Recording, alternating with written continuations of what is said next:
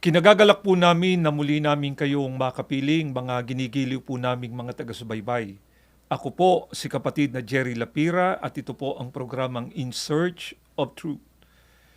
Inaanyayahan po namin kayo, samahan nyo kami sa isang makabuluhang pagtalakay sa loob ng may kalahating oras. Sa unang bahagi po ng ating programa ay pakinggan at panoorin po muna natin ang aming isinagawang interview sa isa naming kapatid sa Iglesia ni Cristo mula po dyan sa lokal ng Barcinaga sa Distrito Eklesyastiko ng Mindoro Oriental. Ang tinutukoy po namin ay si kapatid na Onerato Garcia.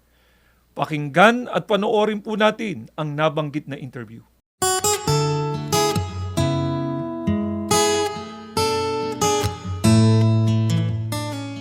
Yung pangarap ko pong mapalapit sa Diyos, dito ko po talaga naramdaman sa loob ng Iglesia ni Cristo.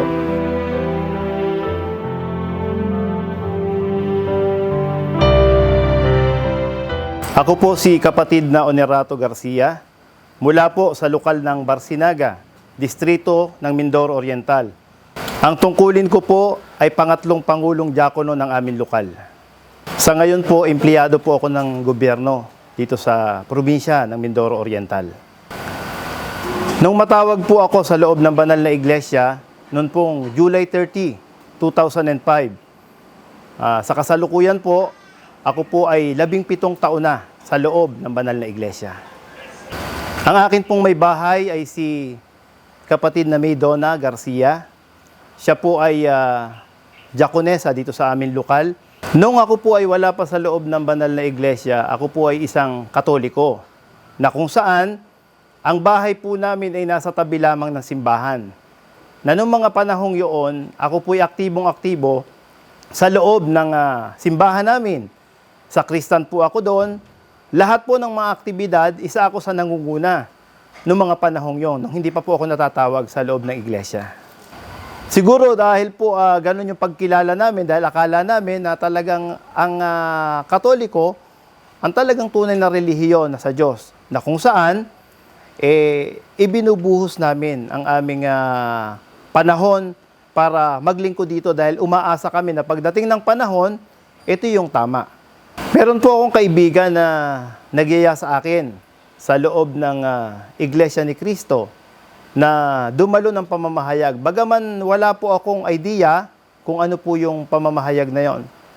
Dahil magkaibigan nga po kami, ayaw kong siya'y mapapahiya, pinagbigyan ko po siya sa kanyang imbitasyon. Dumalo po ako ng pamamahayag. Noong mga unang pagkakataon, parang wala lang po sa akin. Parang pangkaraniwan lang at wala sa loob ko. Yung bagay na yon, dumalo ko. At nung nagsisimula na po yung tinatawag nilang pag-aaral, doon po parang meron akong ibang naramdaman sa puso ko na kung saan, parang ito naandun yung aking agam-agam na parang ito yung totoo. Dahil nang hindi ko ito nararamdaman sa buong pagkatao ko nung ako'y Katoliko pa. Sa pag-aaral pa lang noon, una pa lang na pagkakataon na makarating ako sa bahay dalanginan, nakita ko po yung pagkakaiba Napakalaki po. Napakasolemn, kahit na sabihin natin hindi pa mga iglesia talaga yung nasa loob ng bahay dalanginan yon, sa bahay-sambahan nila. Napakasolemn po at napaka-organized nung mga pagkakataong yun, nung nakapasok ako sa bahay-sambahan ng Iglesia ni Cristo. Napatunayan ko po sa loob ng Iglesia ni Cristo na talagang iisa lang po talaga ang Diyos. Dahil sa amin, sa Katoliko, nung panahong andun pa ako, meron po kaming tinatawag na 3 persona. Nag-aantanda pa nga po kami na minsan nung itanong sa akin kung ano ba yung ibig sabihin ng pag-aantanda. Hindi ko rin po masagot sapagkat ang akin lamang pong paninindigan sa bagay na yon, ayun po ang kinagisnan. Parang nakikigaya lang po.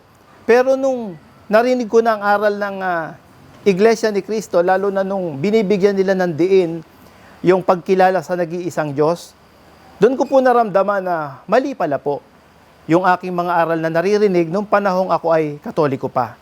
At sa ibang mga bagay pa po, ang daming pagkakaiba. Katulad po nung pagkain ng dugo. Hindi pala po talaga dapat kainin ng dugo dahil ito po talaga ay buhay. Pero nung panahong nasa Katoliko ako, hindi po nila pinapansin ang bagay na ito at wala pong pagbabawal sa pagkain ng dugo. Tinanggap ko po na totoo ang mga naririnig ko sa loob ng banal na iglesia sapagkat ang aral po sa loob ng banal na iglesia ay talagang hango lahat sa Biblia. Ito po ay napatunayan ko nung panahong ako'y dumalo ng pamamahayag, lalong higit nung ako'y nagpatuloy sa pakikinig. Nagkakaroon po ng pagkakataon na nagkakaroon ako ng lakas na loob na magtanong dahil gusto ko po talagang makilala kung ano po ba talaga ang tunay na iglesia. Sa pamamagitan po ng aking pagtatanong, hindi katulad nung nasa Katoliko pa lang ako noon. Magtanong ka, sasagutin ka, ayon sa opinyon ng tao o ayon sa opinyon ng pari. Pero sa loob ng banal na iglesia, napakaingat po ng mga tagapagturo dito. Sapagkat sa tuwing magtatanong ako, hindi po sila sasagot ng pangsarili lang nilang kalooban. Talagang bubuksan nila ang Biblia at doon nila ihahayag sa akin kung ano ang kasagutan sa aking katanungan. Nabautismuhan po ako nung panahong ako po ay nasa Gloria, Oriental Mindoro.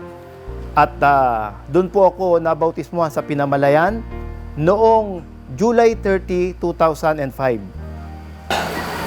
Yung pinangarap ko noon po na mapalapit sa Diyos, sa pamamagitan po ng Iglesia ni Cristo, nangyari ito sa buhay ko at nararamdaman ko. Dahil nung panahong ako po ay Katoliko, ginawa ko din naman ang lahat at ginagawa ko ang paraan o kung ano pa mang mga paglilingkod, ang panawagan ng simbahan para matiyak ko na mapalapit ako sa Diyos. Pero dun sa mga time na yon, hindi ko po naramdaman yung bagay na nararamdaman ko ngayon sa loob ng iglesia. Ngayon po, nang nasa loob na ako ng iglesia, nung tinanggap ko ang katotohanan at ang mga aral, sa bawat ginagawa ko po o bahagi ng aking buhay sa patuloy kong paglalakbay, damang-dama ko po ang pagmamahal at pagkakalapit ko sa Diyos, lalo higit sa aking sambahayan. Dahil dito, dumadaloy ang kanyang mga pagpapala at biyaya. Sa katunayan nga po, iba't ibang mga pagsubok na ang aking naranasan. Pero naging matatag ako sa lahat ng bagay na yon. Kaya laking pasasalamat ko po sa pagkakatawag ko sa Iglesia ni Cristo. At nakakatuwa nga pong sabihin at aking talagang nararamdaman. Sa akin ngayon po, meron na po ako, yung aking panganay ay lumusong na po sa banal na ministeryo. Ito po'y para sa akin ay isang patotoo na kung saan na talagang malapit na ako sa Diyos at dinidinig niya ang aking mga panalangin. Ang pangako ko po sa Panginoong Diyos, habang ako po ay nabubuhay kasama ang aking buong sambahayan at ang aking mga anak, patuloy po kaming maglilingkod sa Ama at patuloy pong gagampan ang aming pananagutan sa tungkulin niyang ibiniyaya sa amin simula sa akin, sa aking may bahay at sa aking mga anak. Patuloy po namin panghahawakan ang aming kahalalan, ang aming karapatan, ang aming tungkulin hanggang sa wakas po ng aming buhay.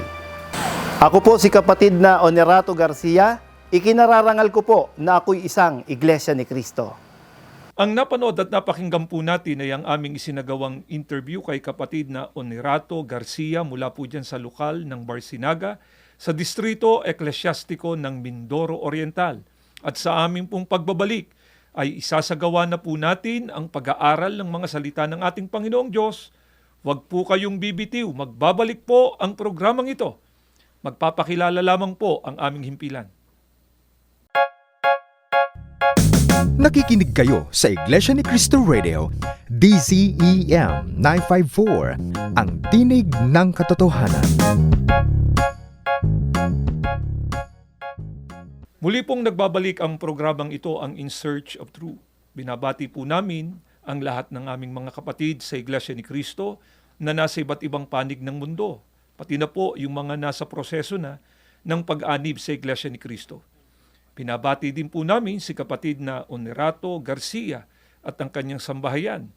Si kapatid na Onerato po ay mula dyan sa lokal ng Barcinaga sa Distrito Eklesyastiko ng Mindoro Oriental.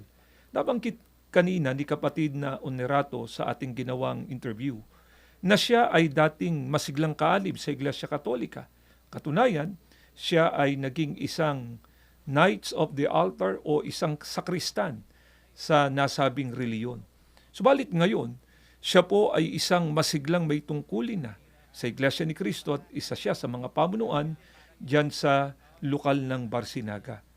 Nabanggit kanina ni kapatid na Onerato nang siya ay tumanggap ng tunay na bautismo at naging ganap na kaanib sa Iglesia ni Cristo, na natupad na anya yung kanyang pangarap na maging malapit siya sa ating Panginoong Diyos. Mga kaibigan, nakatatawag na po ng pansin ang mga nagaganap ngayon sa daigdig. Nakikita natin ang mga hindi pangkaraniwang mga kalamidad na nagaganap ngayon, ang mga paglindol, malalakas na bagyo, at ang tumitinding kahirapan na nararanasan ng maraming mga tao sa buong mundo. Ito po ay nagbubunga sa marami ng matinding takot, pagkabahala at pagkaligalig. Sa Biblia po ay merong itinuturo kung ano nga po ba ang dahilan bakit ito nangyayari sa mga tao sa daigdig. Ito po ang alamin natin. Ano nga po bang ipinagpauna ng Biblia na kawalang kapanatagan na magaganap sa mundo at kailan po kaya ito magaganap? Pakinggan po natin at ganito ang mababasa nating kasagutan dito po sa Ecclesiastes sa 7:25 ay ganito ang pagtuturo sa atin. Darating sa kanila ang ligalig. Hahanapin nila ang kapanatagan, ngunit di nila makikita. Sana napansin ninyo ang patutuo ng banal na kasulatan. Darating anya sa kanila ang ligalig. Kaya mga kaibigan, hindi po natin talaga dapat ipagtaka ang mga kaligaligan na nangyayari ngayon sa daigdig sapagkat ipinagpauna na po ito ng ating Panginoong Diyos. Ngayon, ano po ang pinagsisikapang hanapin ng tao? Dahil nga po sa tinding kaligaligan na nagaganap ngayon. Ang sabi po sa talata, hahanapin nila ang kapanatagan, ngunit di nila makikita. Hindi po ba ito talaga ang nagaganap at nangyayari sa ating kapanahunan? Sinisikap ng mga namumuno sa mga pamahalaan sa iba't ibang bansa na magkaroon ng kapayapaan. Subalit ano po ang nangyayari? Sa halip na kapayapaan ay kaguluhan. Sinisikap nilang malunasan ang matinding kahirapan, pero lalong tumitindi ang kahirapan. Ngayon mga kaibigan, ano po ang pinatutunayan ng lahat ng nangyayaring ito sa daigdig? Ano po ba ang kasunod na kapahamakan at kawalang kapanatagan na sinasabi ng banal na kasulatan na magaganap o mangyayari? Pakinggan ninyo dito po sa Sipanias, sa 1 ang talata po ay 18. Ganito ang pagtuturo sa atin. Ang kanilang pilak o ginto ay hindi makapagliligtas sa kanila sa araw ng puot ng Panginoon. Susunugin niya ang buong mundo sa pamamagitan ng apoy ng kanyang panibugho, pagkat bigla niyang bibigyan ng wakas ang lahat ng naninirahan sa balat ng lupa. Napansin niyo po ba kung ano ang kasunod na magaganap dito sa daigdig ayon sa pagtuturo ng banal na kasulatan? Ang sabi po, biglaan niyang bibigyan ng wakas ang lahat ng naninirahan sa balat ng lupa. Paano nga po ba wawakasan ng ating Panginoong Diyos ang lahat ng tao dito sa daigdig? Ang sabi pa rin po sa talata, susunugin niya ang buong mundo sa pamamagitan ng apoy. Kailan po ito mangyayari? Ang sabi, sa araw anya ng puot ng Panginoon o sa araw po ng paghukom. Kaya, hindi po talaga tayo dapat na magtaka sa mga nagaganap at nangyayari sa kasalukuyan. Tandaan po natin ito mga kaibigan, lahat ng ito ay katuparan ng sinasabit itinuturo ng Biblia. Sinalita ito ng ating Panginoong Diyos at ito po ang nakikita nating nagaganap. Pero ang tanong mga kaibigan, wala na po kayang pag-asa ang mga taong pinarurusahan ng Diyos ngayon at nakatakda pa sa araw ng paglipol? Hayaan nating Biblia po ang sumagot sa ating katanungan. Dito po sa Aklat ng Mga Awit, sa 29 ang talata po ay 11. Ang Panginoon ay nagbigay ng lakas sa kanyang bayan. Ang Panginoon ang nagbibigay ng kapayapaan sa kanyang bayan. Mga kaibigan, napansin niyo po ba kung ano ang ibinibigay ng ating Panginoong Diyos na pag-asa sa mga tao na naninirahan dito sa daigdig? Ang sabi po sa talata, ang Panginoon anya ang nagbibigay ng kapayapaan sa kanyang bayan. Sana napansin po ninyo ito, mga kaibigan. Binibigyan ng ating Panginoong Diyos ng kapayapaan ang kanyang bayan. Sa makatwid, ang nalalabing pag-asa po ng tao ngayon na naninirahan dito sa daigdig, ang bayan ng ating Panginoong Diyos. Bakit po kaya may pangako ang ating Panginoong Diyos na kapayapaan sa kinikilala niyang kanyang bayan? Ano nga po ba ang paghahariin ng ating Panginoong Diyos sa kanyang bayan? Pakinggan ninyo. At ganito ang ating mababasang nakasulat dito po sa Isaias 32:16 hanggang 17. Pakinggan ninyo ito. Ang katwiran at katarungay maghahari sa lupain, pagkat pawang katwiran ang gagawin ng bawat isa, kaya iiral ang katahimikan at kapanatagan magpakailanman. Ano po ba ang paghahariin ng ating Panginoong Diyos sa kanyang bayan? Ang sabi po sa talata, ang katwiran at katarungan anya'y maghahari sa lupain. Ano po ang idudulot nito sa tao? Pagka umiral na yung katwiran at katarungan. Ang sabi pa, iiral anya ang katahimikan at kapanatagan magpakailanman. Pero ang tanong, mga kaibigan, saan po kaya masusumpungan ng mga taong nasa bayan ng Diyos ang kapayapaang tinutukoy dito, itong kalagayan ng pamumuhay na umiiral na anya ang katwiran? Saan po ba tatamasahin ng bayan ng Diyos ang tunay na kapayapaan na doon anya yung katwiran, katarungan, naghahari na? Pakinggan po ninyo, dito po sa 2 Pedro, sa 3, ang talata po ay 13. Ganito po ang pagtuturo sa atin ng Biblia. Ngunit ayon sa pangako ng Diyos, naghihintay tayo ng mga bagong langit at ng bagong lupa na pinaghaharian ng katarungan. Kung saan po tatamasahin ng mga taong nasa bayan ng ating Panginoong Diyos ang tunay na kapayapaan, na doon anya'y naghahari na ang katwiran at katarungan, matatamo po ito sa ipinangako niyang bagong langit at bagong lupa. Sa ibang mga talata po ng Biblia, ito po ang bayang banal na ipinangako ng ating Panginoong Diyos na siyang magiging pamalagi ang tahanan ng mga taong kabilang sa kanyang bayan. Tandaan natin, nakalaan po ang pangakong ito ng ating Panginoong Diyos para sa mga taong kabilang sa kinikilala niyang kanyang bayan. Kaya mahalagang alamin natin ito. Sino nga po ba ang mapalad na pinangakuan ng bayang banal? Sila din yung mga tao na kinikilala ng ating Panginoong Diyos na kabilang sa kanyang bayan. Pakinggan po natin dito sa 2 Pedro, sa 3:13 hanggang 14 ay ganito ang mababasa natin, pakinggan ninyo. Ngunit ayon sa kanyang pangako, ay naghihintay tayo ng bagong langit at ng bagong lupa na tinatahanan ng katwiran. Kaya nga, mga minamahal, yamang kayo'y nagsisipaghintay ng mga bagay na ito, ay pagsikapan ninyong masumpungan kayo sa kapayapaan na walang dungis at walang kapintasan sa paningin niya.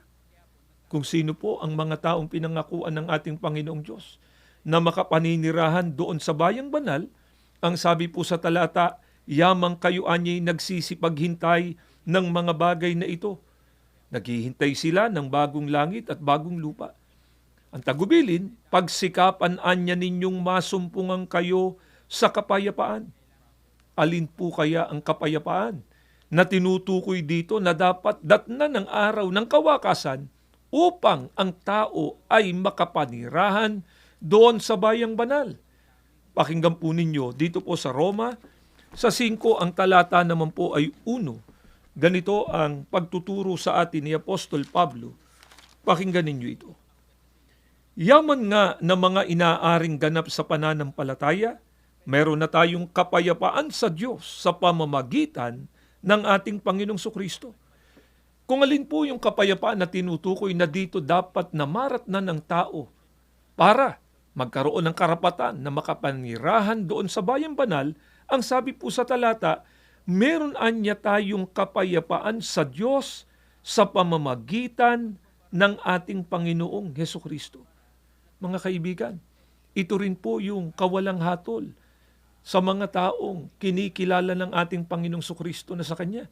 Yan din ang mababasa natin sa Roma 8, ang talata po ay 1. Pero ang tanong, sino nga po ba ang magtatamo ng kapayapaang ito o kawalang hatol? Pakinggan po natin dito po sa Kolosas, sa 3:15 ay ganito ang patuloy na pagtuturo sa atin ni Apostol Pablo. At magari sa inyong puso ang kapayapaan ni Kristo, na diya'y tinawag din naman kayo sa isang katawan at kayo'y maging mapagpasalamat. Ang mga tao pong nagtamo ng kapayapaan o ng kawalang hatol, ang sabi ni Apostol Pablo, sila rin anya yung mga tinawag sa isang katawan. Alin po kaya ang tinutukoy dito na isang katawan na dito tinawag ang mga taong nagtamo ng kapayapaan? Pakinggan po ninyo dito po sa Kolosas. Sa 1, ang talata po ay 18, ay ganito ang pagtuturo sa atin ni Apostol Pablo, pakinggan ninyo. At siya ang ulo ng katawan sa makatwid bagay ng iglesia. Ang katawan po na tinutukoy na naroroon ng mga taong tinawag ng Diyos na nagtamo ng kapayapaan, sila po yung mga taong napabilang sa tunay na iglesia. Iglesyang ang kanilang pinakapangulo ay walang iba kundi ang ating Panginoong Sukristo. Pero paano po kaya tinamo ng mga taong napabilang sa katawan o sa tunay na iglesia ang kapayapaan o kawalang hatol na binabanggit dito ni Apostol Pablo? Pakinggan ninyo, dito pa rin po sa Kolosas sa 1, ang talata naman po ay 20 hanggang 22. At sa pamamagitan niya ay pakipagkasunduin sa Kanya ang lahat ng mga bagay na pinayapa niya sa pamamagitan ng dugo ng Kanyang krus. At sa pamamagitan niya ay pakipagkasunduin sa Kanya ang lahat ng mga bagay na pinayapa niya sa pamamagitan ng dugo ng Kanyang krus. Sa pamamagitan niya, sinasabi ko, maging mga bagay sa kalupaan o mga bagay sa sangkalangitan. At kayo, ng nakaraang panahon, ay nangahihiwalay at mga kaaway sa inyong pag-iisip, sa inyong mga gawang masasama. Gayunmay, pinakipagkasundo niya ngayon sa katawan ng kanyang laman, sa pamamagitan ng kamatayan upang kayo'y iharap ng mga banal at walang dungis at walang kapintasan sa harapan niya. Kung paano po tinamo ng mga taong napabilang sa tunay na iglesia na kinikilala ng ating Panginoong Sukristo na kanyang katawan, yung kapayapaan o kawalang hatol, ang sabi po ni Apostol Pablo, pinayapa niya ng ating Panginoong Sukristo sa pamamagitan niya ng dugo ng kanyang krus. Hindi po ba ang ating Panginoong Sukristo, mga kaibigan, ang siyang namatay sa krus para bayaran niya yung kasalanan ng mga taong kanyang ililigtas? Kaya ang idinulot po ng mahalagang dugo ng ating Panginoong Sukristo sa mga taong nasakop ng kanyang kamatayan, ang sabi po sa talata, pinayapa niya. Ang katumbas po ay pinakipagkasundo niya ang tao sa ating Panginoong Diyos sa pamamagitan ng kanyang dugo.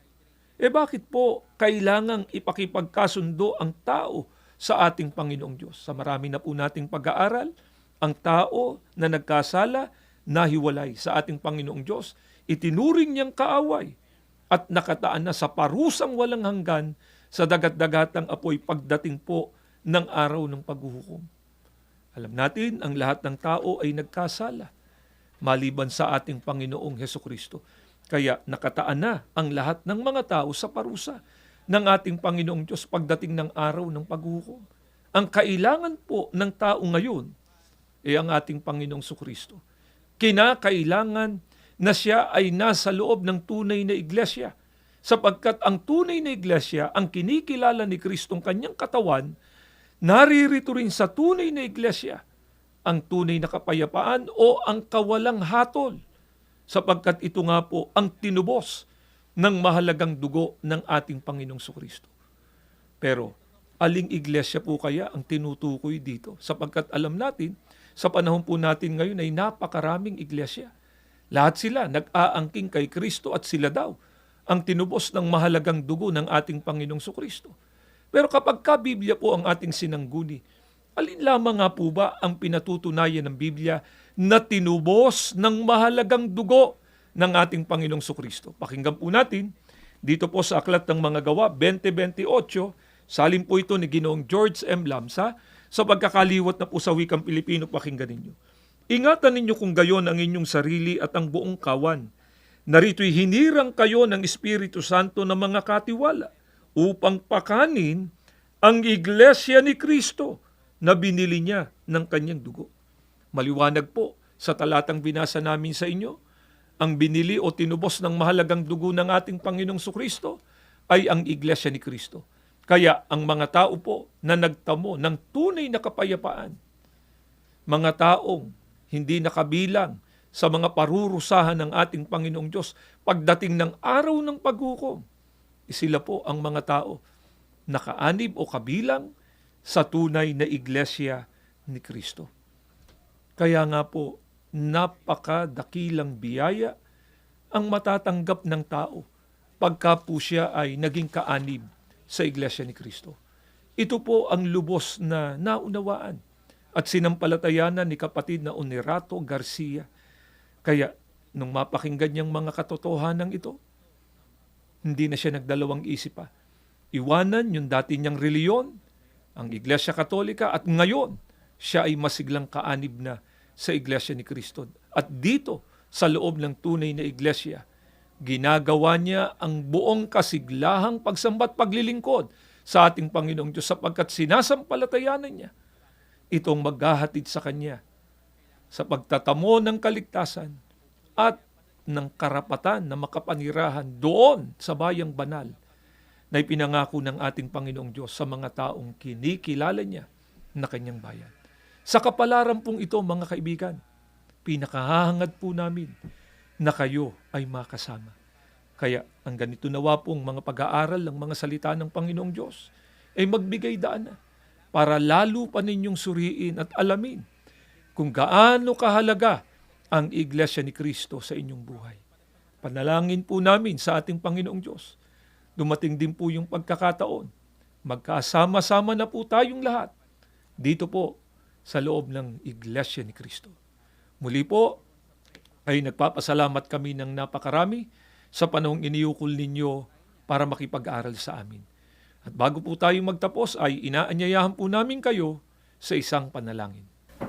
Panginoon po naming Diyos, salamat po ng napakarami sa iyo sa pagkakataong muli mong ibinigay sa amin na magamit ang palatuntunang ito para maituro at maihayag sa maraming mga tao ang iyo pong mga kalooban. Maawa ka po ang mga katotohanan ito'y magbigay daan na para lalong suriin ng mga tao ang halaga ng Iglesia ni Kristo sa kanilang buhay.